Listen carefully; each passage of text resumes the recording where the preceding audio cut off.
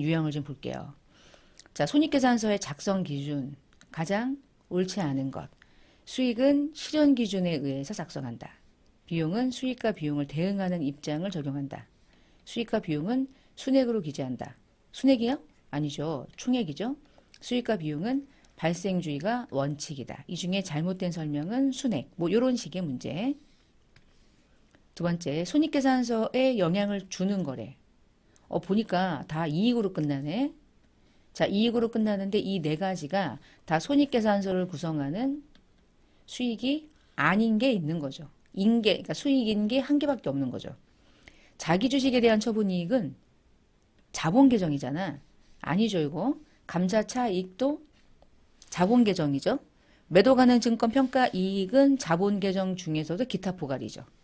단기 매매 증권은 처분도, 평가도 다 영업이랑 관계없는 수익에 해당되죠. 답은 4번. 이렇게 끄트머리가 이익으로 끝나고 끄트머리가 손실로 끝나는데 대놓고 비용이고 대놓고 또 수익이고 그렇지 않은 것들이 더 많을 수도 있잖아.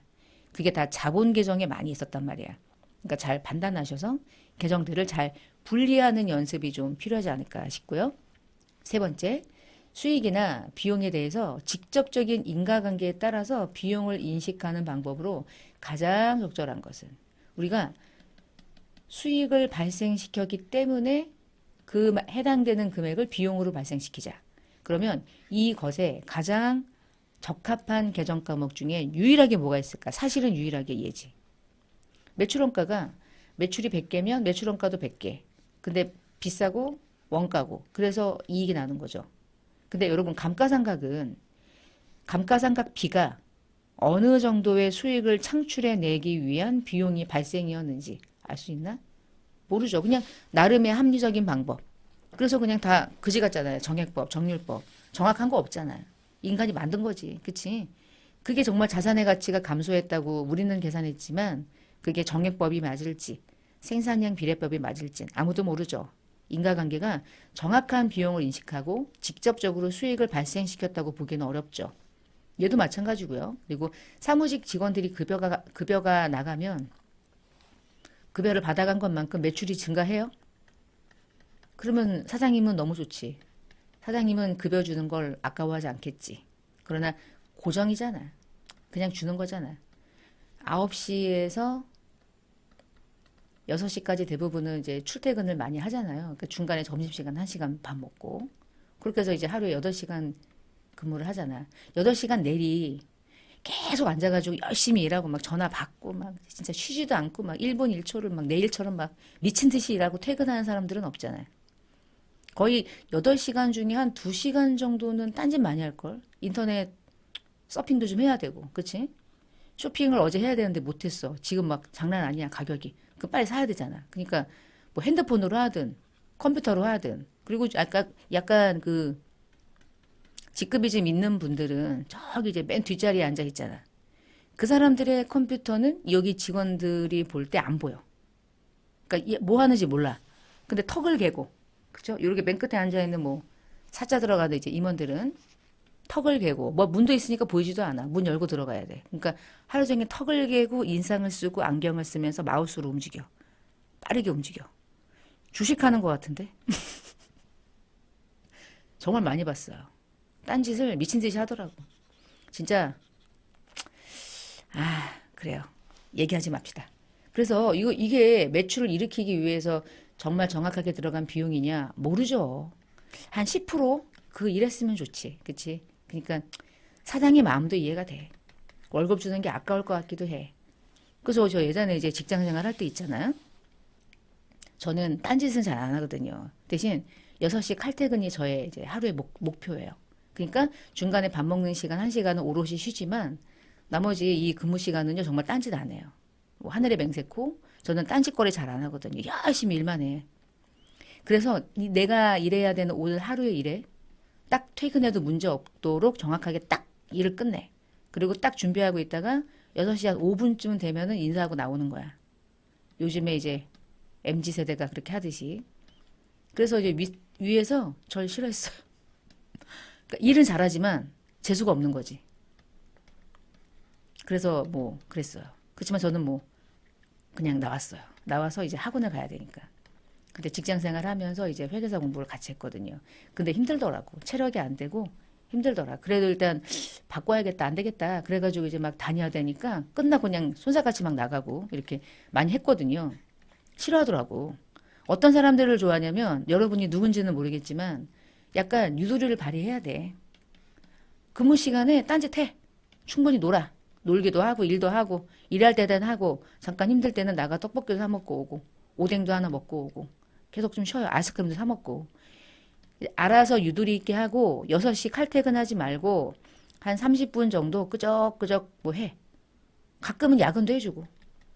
왜 야근하면 일하는 것 같잖아. 야근한다 그러고 뭐 맛있는 거 사 먹고 놀아요. 사실 야근하는 걸 좋아하더라. 야근하면 월급 더 주거든요. 그쵸? 야근 수당 주잖아요. 야근 수당을 더 줌에도 불구하고 야근하면 왠지 회사에 충성 봉사하는 것 같아. 그러니까 대표적으로 이제 남자 직원들 중에 그냥 밤에 술 마시고 놀려고 야근하고 뭐 술 마시고 놀아. 그래서 안 되는 것 같아, 우리나라는. 이 문화는 좀 아니라고 생각해요. 여튼 그래서 이런 것들도 인식 못해요. 근데 매출 원가는 확실하지. 100개 매출, 100개 원가. 바로 대응되죠. 그래서 수익 비용 대응의 입장에서 가장 적합한 계정은 항상 매출 원가라고 보시면 돼요. 제가 지금 얘기한 건 답이 아니에요. 저는요, 사회생활에 실패한 사람이에요. 사회생활이 싫어요. 직장생활에서 이렇게 막 이렇게 되게 싫어. 요즘에 막 평등 문화 있잖아. 그래서 들어가면 뭐 자기 자리도 매일매일 바뀌고 막 원테이블에서 여기다가 노트북 가지고 일하고 여기다가 노트북 가지고 일하고 뭐 이러는데 난 또 이것도 싫고 너무 평등도 싫고 너무 수직도 싫고 그러니까 저 같은 사람은 이제 제가 성격이 나쁜 건 아닌데 이 사회에서 이렇게 잘 적응하기가 저는 좀 쉽지 않더라고요. 저는 약간 이렇게 혼자 일하는 게 편하더라고요. 그래서 보니까 제가 이제 MBTI 성향이 약간 그런 스타일이었던 거야. 그래서 예전에 직장 생활이 좀 힘들었어. 지금이 좋아. 뭐 나는 유튜버다 이건 아니고 저는 그냥 강사인데 강의도 이렇게 유튜브를 하는 것도 되게 힘들거든요. 그냥 컴퓨터 앞에 놓고서 아무도 없는 때 떠드는 거니까 어떨 때 보면은 약간 이게 뭔 짓인가 싶기도 해요. 지금도. 나 누구한테 얘기하지? 막 이렇게 싶기도 해. 근데 누군가 듣겠지? 조회수가 있으니까. 그러면 여러분 중에 아 그래 뭐 나도 그렇다. 그러면은 뭐 하는 거고. 난 절대 아닌데 그러면 또 아닌 거고. 그렇습니다. 그래서 매출 원가가 답이고요. 5번에요. 매출 총이익, 영업이익, 당기순이익을 밑에 나와 있는 해당 자료로 구해보래요. 매출 총이익부터 먼저 해볼까요? 매출 총이익은 매출에서 매출 원가를 차감하면 되니까 40이죠. 두 개 맞고요. 그 다음에 두 번째. 그러면 매출 총 이익에서 영업이익을 구할 때는 판관비를 빼는 거잖아. 판관비. 얘 판관비. 얘는 영업의 비용이고 얘도 영업의 비용이니까. 그러면 40만 원에서 13만 원을 차감하면 27만 원이죠. 그럼 답은 나왔네. 근데 마지막 당기순이익은 거기서 요거 두 개 다 빼면 되잖아. 그치? 그럼 20만 원. 너무 쉽죠? 이렇게 구하시면 돼요. 근데 이게 헷갈리시면 나중에 한번 쭉 손익계산서 양식을 한번 훑어보고 급여가 판관비, 특별한 말 없으면 판관비죠. 기부금이나 이자 비용은 영업이랑 관계없는 비용, 접대비는 매출을 일으키기 위한 판관비, 두 개는 판관비. 이렇게 해서 아주 쉽게 나오지만 가장 많이 나오는 패턴의 계산 문제예요. 6번에 제조업을 하고 있는 회사가 장기대여금에 대한 대손충당금을 설정할 때 손익계산서에 어디가 변동되느냐. 이게 뭐냐면 장기대여금에 대해서 대손충당금을 설정하면 매출 채권에 대한 게 아니니까 해당 계정 과목의 대손 비용 처리가 기타의 대손상각비가 되고 기타의 대손상각비는 영업이랑 관계없는 영업의 비용이죠. 그럼 여러분 영업의 비용으로 설정이 되면 영업의 비용 처리한다는 뜻이거든요. 그러면 영업의 비용은 매출 원가랑 관계 없죠. 그러면 매출 총이익도 관계 없죠. 영업의 비용이니까 영업이익이 구해지고 난 이후에 반영되는 거니까 영업이익에도 영향이 없죠. 그런데 영업이익에서 영업의 수익과 영업의 비용을 플러스 마이너스 하면 얘가 나오잖아. 얘는 여기에 반영을 하지. 변동이 되죠. 얘로 인해서 변동되는 건 얘뿐이지. 이 문제를 낸 사람은 아마 의도가 두 개일 거야. 장기대여금에 대한 대손충당금은 기타의 대손상각비라는 이름으로 영업외 비용으로 분류되는 걸 알고 있겠지? 모르면 틀리는 거고. 두 번째, 영업외 비용은 어디에 들어가는지, 어느 순서에 들어가는지 알고 있을까? 해서 요거를 이제 복합적으로 내는 건데, 6번 같은 문제가 시험을 보는 자격증 문제에 아주 좋은 유형이죠. 여러 가지를 의미를 담고 있잖아. 단순하게 계산하는 문제보다는 훨씬 더 낫죠. 만약에요, 이게 장기대여금이 아니라 매출채권에 대한이었다면, 매출채권에 대한 건 대손충당금 설정할 때 비용이 판관비가 되잖아. 그러면 판관비로 분류되면 매출원가에 관계없고 매출 총이익에는 관계없지만 영업이익에도 관계있고 그대로 연결되면 얘도 관계있지. 그 다음부터 영향을 미치니까. 그렇겠죠. 그 다음 7번. 주주나 제3자에게 무상으로 지급받으면 무슨 이름으로 겁니까? 그러면 자산수중이익입니다. 그럼 자산수중이익은 어느 계정으로 분류됩니까? 영업 외 수익입니다. 그렇게. 안 주어지네. 짠. 11번. 우리가 수익을 인식할 때 재화의 판매, 용역의 제공 이런 거 공부한 적 있잖아요. 이제 보시면 재화의 아닌 거 찾는 거야. 틀린 거. 재화의 소유가 구매자에게 이전되면 판매된 걸로 보는 거죠. 오케이. 신뢰성 있게 측정. 유익 가능성 높음. 판매자는 모든 이 통제를 할 수 있어야 돼요? 할 수 없어야 돼요? 할 수 없어야지 판매가 된 거잖아. 그치? 요거 이렇게 많이 나온다? 되게 어렵지 않지만 그래도 이 말이 그냥 뭐 단어 자체로 외우려고 하면 헷갈리거든요. 근데 단어 자체로 헷갈리기보단 문맥으로 잘 이해하는 거죠. 아, 맞다. 이거 내가 가지고 있으면 판매 안 된 거니까 판매된 걸로 수익 인식 조건 해당 사항이 없지. 이거 없다라고 해야지 맞는 거지. 그렇게 있다 없다를 자꾸 외우려고 하면 안 되잖아. 우리는 그래도 되게 어린 나이가 아니잖아. 초중고 그죠. 고등학생은 될 수 있겠다. 고등학생들도 회계일고 공부하는 학생들도 꽤 있으니까. 그 다음에 12번. 판관비에 해당하는 세금과 공가는 이 중에 뭘까요? 근데 재산세는 자동차세는 세금과 공가이긴 한데 공장 건물이기 때문에 제조원가가 되는 거야. 그래서 안 되고 영업부 차량에 대해서 자동차세를 내면 세금과 공가가 판관비야. 이게 맞아. 근데 본사 직원들에게 급여를 줄 때 원천 징수한 세액이래. 이것도 세액이긴 해. 그런데 얘는 급여 줄 때 원천 징수한 거니까 이거는 회사가 부담하는 세금도 아니죠. 부채로 처리하는 거잖아. 예수금으로. 그러니까 여기선 야 세금이라고 하는 것들을 다 망라해 놓고 헷갈리게 해야 되겠다. 이것도 세금이고 저것도 세금인데 너 이거 뭔지 알아? 이게 물어보는 거야. 법인소득에 대해서 부과되는 법인세는 법인세지. 법인세라는 별도의 이름이지 세금과 공가라는 이름으로 처리하지 않죠. 12번은 2번이 되겠고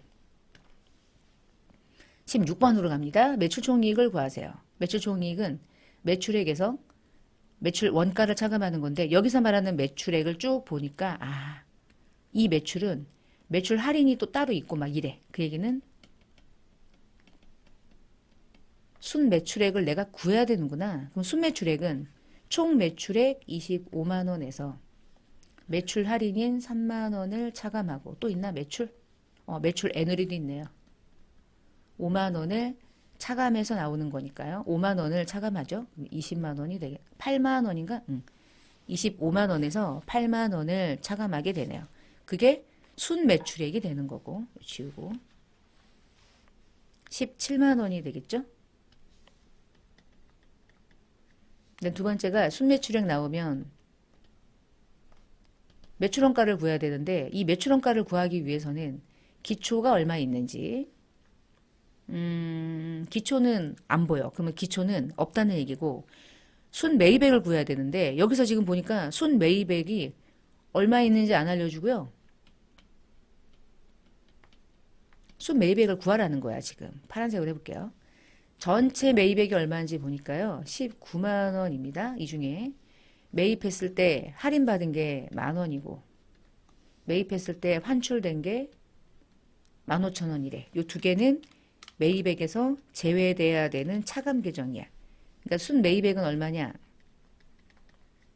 16만 5천 원. 자, 그럼 매출원가는 어떻게 구하냐? 기초가 있어야 되는데 지금 기초가 없고요. 순 매입액이 16만 5천 원이죠. 그럼 16만 5천 원에서 기말 빼면 되잖아. 근데 기말이 얼마냐면 7천 원이래. 이거 하는 거예요. 제가 지금 상품 T자 계정. 기초는 없고 순 매입액은 16만 5천 원이니까 이 중에 기말이 7,000원이라서 나머지가 이제 매출원가인 줄 알았는데 타계정이 있네. 타계정을 중간에 끼워 넣어야지. 산식으로 적으면 16만 5천 원 중에서 3만 7천 원을 차감해서 매출원가를 구하는 거예요. 그러니까 얘가 12만 8천 원 이렇게 나올 거고요. 그럼 12만 8천 원에서 순 매출액을 차감하면 답이 나오겠죠. 차감하면 4만 2천 원 이렇게. 그러니까 일단은 여기 이렇게 나왔을 때 매출액이 25만 원인데 선생님 이 매출액이 순 매출액일 수도 있잖아요. 그럴 수도 있어. 근데 만약에 이 25만 원이 순 매출액이라면 매출 할인이라는 게 없을 거야. 이미 차감된 상태니까. 근데 매출액 옆에 막 매출 할인도 있고 막 매출 애누리도 있다. 이 얘기는 아직 차감하기 전이란 얘기니까 이것은 총이구나라고 하는 걸 이해할 수 있어야 돼요. 그 내가 이거를 감으로 가져가야 돼. 여기다가 총이냐 순이냐 안 줬잖아요. 매입 할인이 있는데 이 매입액이 순이겠냐 이거지. 총이겠지. 그러니까 할인을 왜 줬겠어? 네가 까라 이거잖아. 그치? 그런 개념으로 접근해야 되는데 순이 안 적혀 있었어요. 총이 안 적혀 있었어요. 그렇게 문제를 내지 않는 거죠. 그래서 시험을 보기 전에 객관식 같은 것들은 어떻게 준비하나요? 라고 질문하는 경우가 있다면 여러분이 혹시 그게 궁금했다면 객관식 문제는 그냥 많이 풀어봐야 돼. 풀었어. 이해됐어? 내일 다시 한번 풀어보고 일주일 뒤에 다시 한번 풀어보고 그렇게 계속 풀면서 눈에 익히는 거야. 아, 이 문제는 이렇게 풀었었지. 이게 감이 익혀야 문제를 또 다른 유형이 나오더라도 그때 했던 문제풀이 방식을 끌어와서 응용할 수 있어야 되거든요. 문제는 다양하니까. 우리 계산하는 문제가 되게 쉬운데 계산하는 문제를 빨리 못 푸는 이유가 어떻게 풀어야 되지? 접근 힘든 거야. 이거 어떡하라는 얘기지? 매출 총이익을 구하려면 순 매출액과 매출 원가를 알아서 그걸 차감해야 되는데 그러면은 순 매출액이 있어야 되는데 없네. 매출액이 있고 이거 차감해서 내가 순 매출액 구하는 문제 이거 또 나왔구나 이렇게 하면서 쉽게 따라갈 수 있어야 돼요. 많이 풀어보는 방법밖에 없어요. 다양한 문제를 교재 안에 문제들이 많이 있으니까 많이 풀어보시고 저는 이제 좀 쉬운 것들은 넘어가서 이제 19번으로 가면요. 괄호 안에 들어갈 말 중에 옳은 것. 이연이란 뭐죠? 넘긴다 이거잖아요. 그렇죠? 그러니까 우리가 결산 수정할 때 이연 계정이 두 개였죠. 내년으로 이거잖아. 내년으로 먼저 받았고 먼저 준 건데 내년으로 이거니까 선자 들어가는 거였지. 그치? 선수, 성급. 이거였잖아. 근데 이게 이 순서가 맞는지 봅시다. 이연 중에 미래의 수익을 인식하기 위해서 현재 현금이 들어온 유입액을 부채로 인식하는 계정이 선수 수익이었고 먼저 받은 수익, 선수가 핵심이죠. 미래의 비용을 인식하기 위해서 현재 돈이 나갔지만 나는 그것을 자산으로 대체한다. 그게 비용을 먼저 지급했다. 성급 비용. 이연 계정은 두 개구나. 그렇게. 예상하는 계정은 요거였죠. 미리 잡는 거죠. 미리. 얘네들은 이미 나갔거나 이미 들어온 걸 미래로 이연시키는 거고. 이연, 예상. 자, 20번에 이거 좀 해봐야 돼요. 수정을 했을 때 당기순이익이 얼마로 바뀌니? 수정하기 전에는 당기순이익이 일단 70이래. 그러면 아래에 점 3개가 당기순이익이 수정하기 전에 점 3개가 반영되기 전에 당기순이익이 70인데요. 이 점 3개가 당기순이익을 어떻게 움직이게 하는지를 풀어보는 거거든요. 자, 얘부터 해볼게요. 성급보험료, 이 얘기는 보험료를 성급했다. 우리가 성급보험료라는 계정 과목 대신에 성급비용이라는 이름으로 처리했잖아요. 그러니까 성급비용이라는 말 대신에 성급보험료라는 이름을 쓴 것뿐이야. 성급보험료 10만 원을 과소하게 계산했대. 그 얘기는 뭐냐? 이런 거네. 성급보험료라는 말은 이렇게 분개했다는 거 아닌가? 성급비용을 잡고 보험료를 죽였다. 이거잖아. 보험료가 과다하게 잡혀있는 걸 감소시키면서 자산으로 대체하는 거죠. 자, 우리가 이걸 결산시 분개하잖아요. 그것을 여기서 만약에 성급 비용이라고 하면 무슨 비용인지 모르는데 성급 보험료라고 했으니까 성급 그 계정은 보험료였구나 이걸 바로 알 수 있지. 다시 10만 원을 과소 계상했다는 말은 원래 10만 원을 더 많이 잡아야 되는데 적게 잡았다 이 뜻이죠. 그럼 보세요. 예를 들어 보는 거야. 보험료가 예를 들어서 70이었어. 이렇게 70만 원 중에서 이렇게 죽일 때 사실은 어떻게 사실은 여기다가 30을 잡았어야 되는데 10만 원을 덜 잡아서 20을 잡았다. 이렇게 한번 예를 하나 들어볼게요. 이렇게 했대. 원래는 30이야. 근데 실수해서 20의 성급 보험료를 계상했대. 그럼 이렇게 했어야 되는 걸 이렇게 10만 원만큼 과소계상했다면 당기순이익에 어떤 영향을 미칠까요? 보세요. 성급비용은 자산으로 잡는 거고 보험료는 비용을 감소시키는 거죠. 근데 비용을 30만 원을 감소시켜서 이익에 감소를 시켰어야 되는데 이익에 증가를 가져왔어야 되는데 30이 아니라 10만 원을 덜 죽인 거야. 덜 죽인 것만큼 자산도 10만 원만큼 덜 잡았다는 뜻이죠. 그러면 비용을 과소계상 비용에 대한 금액이 많이 남아있고 적게 잡혀있고 자산은 과소계상됐고요. 비용도요. 대변으로 와야 되는 비용의 감소 금액이 10만 원만큼 덜 죽었으니까 비용은 10만 원만큼 많이 잡혀있지 않을까? 그치? 70에서 30이 죽으면 사실은 비용은 40만 원만 남아있어야 되는데 70만 원 중에 20만 원만 죽였으니까 비용이 50이 있을 거 아니야. 그러니까 비용은 많이 잡혀있고 자산은 과소계상됐겠죠. 10만 원만큼 과소계상했다는 뜻은 사실 여러분이 이 문제를 이렇게 푸시면은 1시간 걸려. 저는 설명하려고 이런저런 설명을 막 갖다 붙이는 거예요, 지금. 실제 문제 풀 때 어떻게 하는지 설명드릴 거고요. 일단 흐름이 그렇다는 거예요. 그러면 얘가 20을 10만 원씩 다시 업해서 원래대로 잡아주세요. 이 뜻이잖아요, 지금. 과소계상했어요. 그러니까 다시 10만 원을 업해주세요. 이거거든요. 그러면 과소계상한 금액을 원래 잡았어야 됐던 10만 원씩을 더 늘켜서 잡으면 자산은 과대계상 될 거고 비용은 과소계상 되겠죠. 비용은 작아지고 자산은 커질 거 아니야. 그렇게 되면 당기순이익이 어떻게 움직일까? 비용이 10만 원만큼 더 많아지죠? 비용이 10만 원만큼 많아지면 이익은요. 그만큼 증가하지 않을까? 그렇지 않을까요? 그쵸? 그러니까 10만 원만큼 비용을 덜 죽였었는데 비용을 많이 죽이면 많이 죽일수록 비용은 감소하잖아. 비용이 감소하면 이익은 증가하겠지. 그치? 그래서 비용을 더 많이 죽이면 더 많이 죽인다는 뜻. 비용을 20이 아니라 30만 원까지 비용을 많이 잡았어야 해. 다시 돌려. 그러면 그만큼 손익계산서의 비용은 감소할 거고 손익계산서의 비용이 감소함과 동시에 이익은 증가하겠죠. 이익이 증가되면 이익잉여금이 증가하겠죠. 이익잉여금이 증가하면 뭐도 증가하겠어요. 자산도 증가하겠지. 자본도 증가할 거고. 그러면 첫 번째, 이 10만 원은 당기순이익에 어떤 영향을 끼칩니까? 10만 원만큼 이익을 증가시키겠지요. 그 다음 두 번째, 선수 임대료가 10만 원만큼 과대하게 잡혔대. 그러면 10만 원을 까란 얘기잖아. 얘는 10만 원을 넣으란 얘기고. 근데 선수 임대료 10만 원을 과대 계상해서 선수 임대료를 10만 원만큼 감소시키란 얘기는 임대료와 관련된 선수 계정은요. 이거잖아요. 이거 지워볼게요.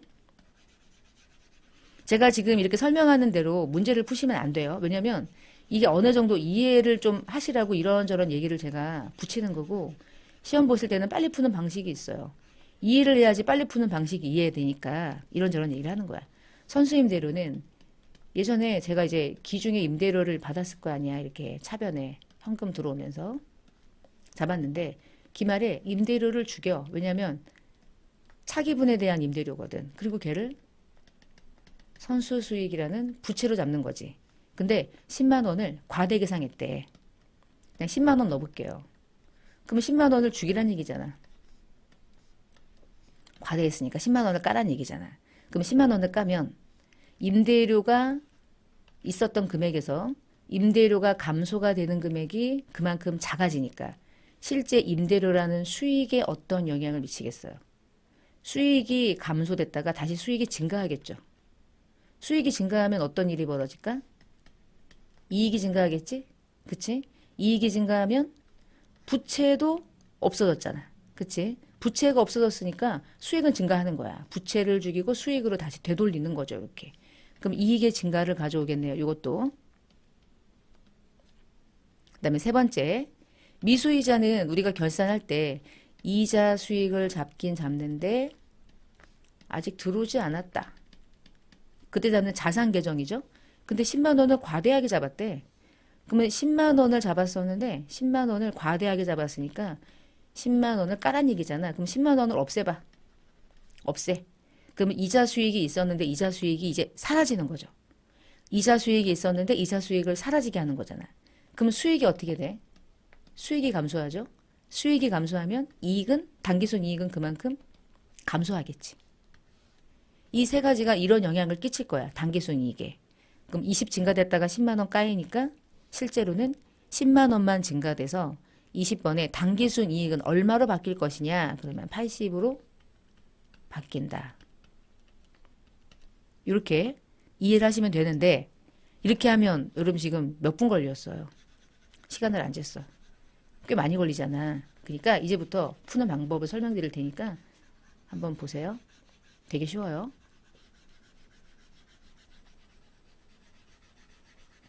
수익이나 비용은요. 수익 비용만 분개하는 게 아니잖아. 선급비용, 선수수익, 선수수익, 선급비용, 미수수익 이런 식의 관계가 되는 자산부채 계정으로 조정하면서 수익이나 비용을 제거하거나 증가시키거나 하는 거죠. 그러면 지금부터 이런 식의 문제를 푸실 때는 보세요. 이익이 증가되거나 비용이 증가되거나 수익이 증가되면 이익이 증가될 거고 수익이 감소하면 이익이 감소하겠죠. 반대로 비용이 증가하면 이익이 감소하겠죠. 비용이 감소하면 이익은 그만큼 증가하겠죠. 근데 이렇게 접근하면 골치 아파. 이런 식의 문제가 나오면 분개를 해버려야 돼. 그러니까 어떻게 푸시냐면 이렇게 푸시면 좋아. 수익은요. 자산을 증가시키죠. 비용은요. 부채를 증가시키거나 자산을 감소시키는 거잖아. 그치? 비용 자체가 그렇게 움직이는 거잖아. 수익이 늘어나면 좋아. 그 얘기는 자산이 증가되면 좋아. 자산과 부채라는 개념으로 단기순 이익에 미치는 영향을 같이 연결해서 푸실 때는 이렇게 푸시면 좋아요. 첫 번째가 선급보험료는 선급비용이죠. 선급비용은 뭐죠? 자산이죠. 자산을 과소계상했대. 그러면 자산을 증가시켜주란 뜻이잖아. 자산이 증가되면 좋은 거야. 그만큼 이익은 증가되게 돼 있어. 이렇게 이해하시면 돼요. 두 번째, 선수임대료, 선수수익이죠. 선수수익은 뭐죠? 부채. 부채를 과대계상했대. 그럼 부채를 어떻게 하라는 얘기야? 과소 잡으란 얘기죠. 부채가 감소하면 어때요? 나빠요? 좋아요? 부채가 작아지면 좋지. 이익은 증가되게 돼 있으니까. 부채가 감소했어. 이거 봐봐. 분개할 때. 부채가 감소해. 그럼 대변에 비용이 옵니까? 수익이 옵니까? 수익이 올 수밖에 없잖아. 차대변의 원리상. 부채가 감소했어. 수익이 증가하잖아. 이렇게 생각하시면서 문제를 푸시면 되는 거야.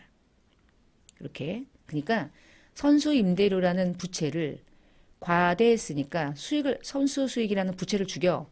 부채를 죽이면 그만큼 수익은 증가해. 이런 개념으로 접근하시면 훨씬 빨라요. 수익과 비용이라는 개념으로 접근하면 이게 골치가 아프거든요. 그 다음에 미수이자. 미수이자는 미수수익, 미수수익도 자산. 근데 미수이자가 10만 원만큼 과대계상됐대.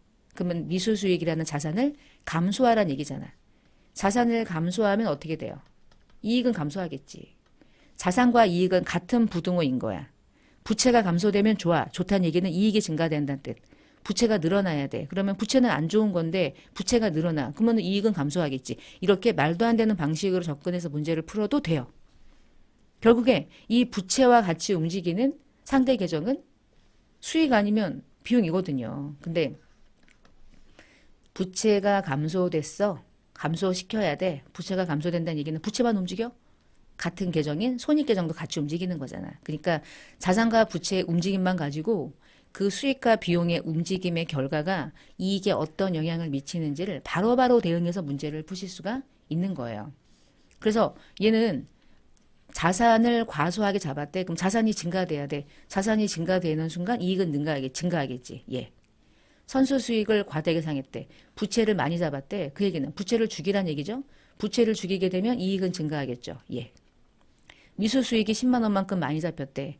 미수 수익은 자산인데 다시 자산이 과다하게 잡혀 있으니까 자산을 죽여야 돼. 자산을 죽이면 그만큼 이익은 감소할 거야. 이렇게 푸시는 게 가장 퍼펙트한 방식이에요. 이렇게 푸시면 좋아요. 자, 그 다음에 이런 형식의 문제가 또 이렇게 나오잖아. 그럼 생각해봐. 이제부터 푸실 때 선급 비용은 뭐죠? 자산이에요. 미수 수익도 자산이에요. 동시에 부채를 보시면 선수 수익 부채죠. 그 다음 부채 중에 미지급 비용도 부채죠. 선급 비용만 분기해요. 선급 비용을 대응하는 보험료라는 비용도 같이 움직여요. 선급 비용을 많이 잡았다는 얘기는 보험료도 같이 많이 죽였다는 걸 의미하잖아. 미수 수익을 많이 잡았다. 이게 무슨 뜻이지? 미수 수익만 잡아? 대변에 해당되는 이자든 임대료든 그 수익도 많이 잡았다는 뜻인 거잖아. 비교해서 선수 수익을 많이 잡았다는 얘기는 선수 수익을 대변에 많이 잡았어? 그 얘기는 차변에 수익, 그 상대적인 해당되는 수익, 그게 임대료든 뭐든 임대료도 같이 많이 죽인 거잖아. 수익이 아니고 먼저 받은 거로 대응하는 거니까 늘 패턴을 이해하시고 그 다음에 미지급 비용을 많이 잡았다. 지급하지 않은 미지급 비용을 대변에 잡았다는 얘기니까 차변에 그 해당되는 차변에 이자든 무슨 비용이든 그 비용도 많이 비용으로 잡았다 이 뜻이잖아요. 그래서 두 가지 계정의 특징은 자산이라는 거야.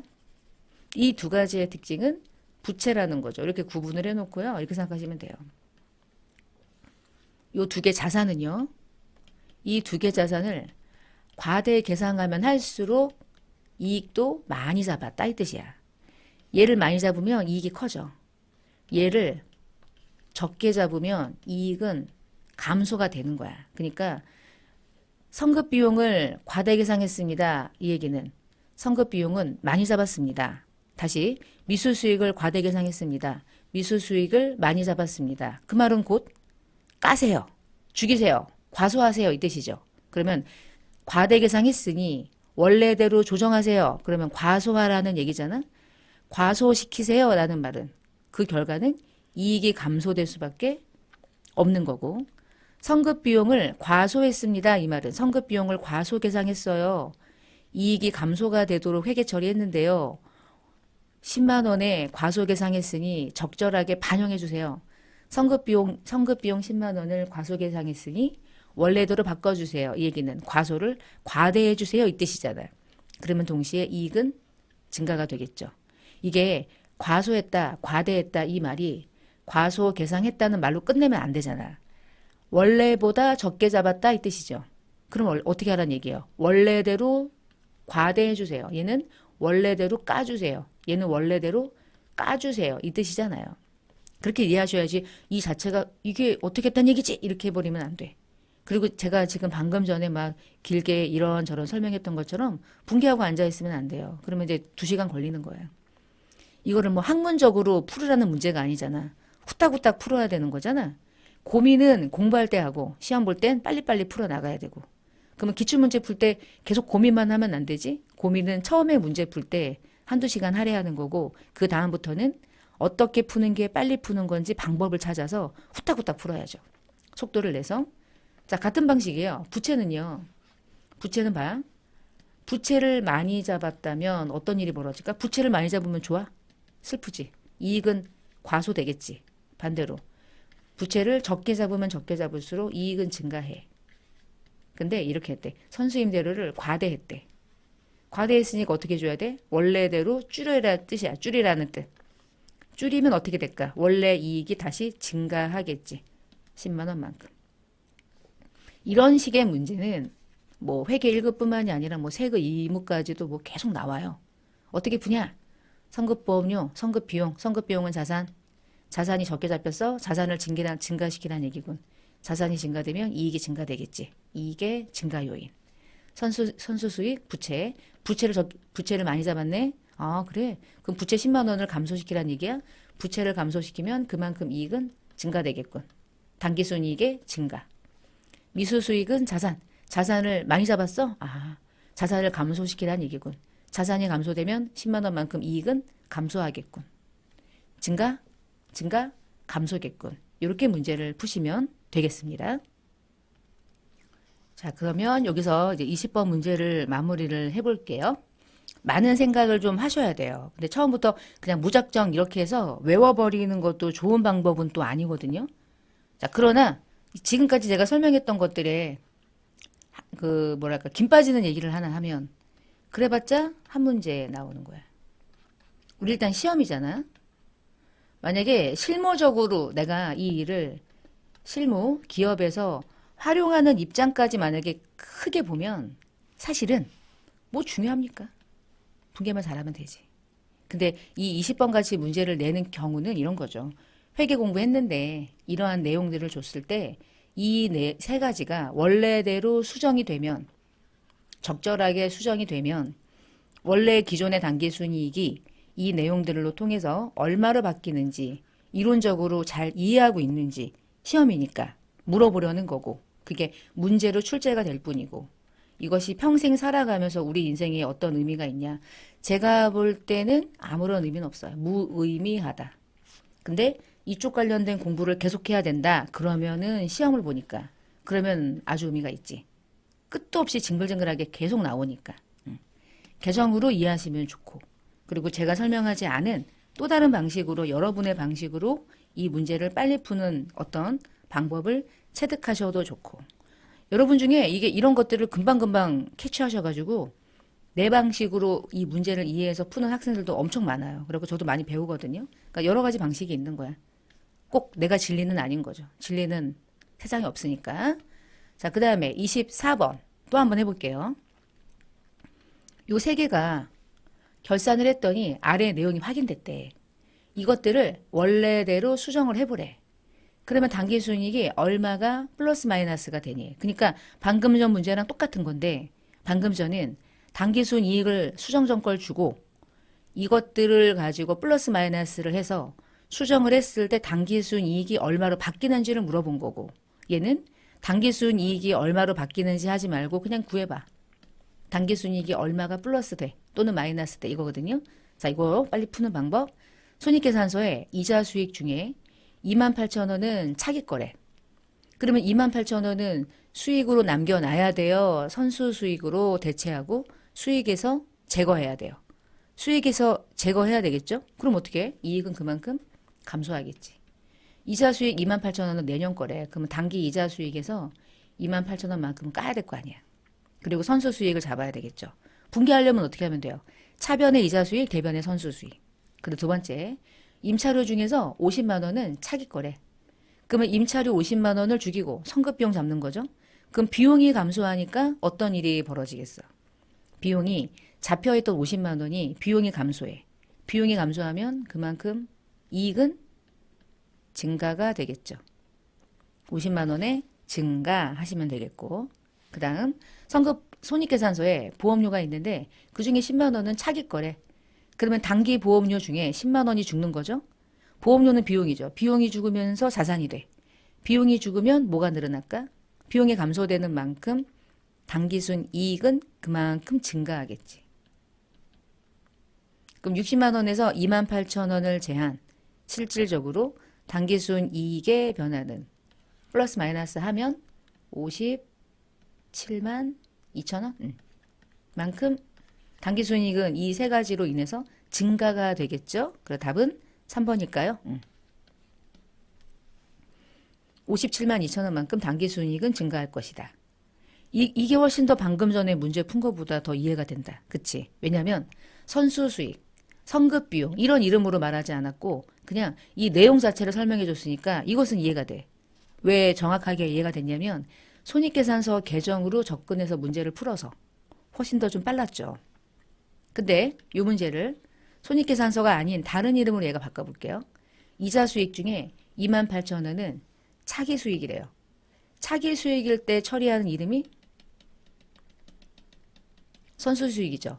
선수 수익으로 28,000원을 증가시키세요. 선수 수익은 부채야. 부채가 증가되니까 이익은 그만큼 감소하겠지. 이런 개념이에요. 그 다음 임차료 중에 50만 원은 차기 거래. 임차료 중에 차기 비용을 뭐라고 처리하냐면 선급 비용으로 처리하는데 선급 비용 50만 원이 안 잡혀 있으니까 잡아주세요 이 뜻이잖아.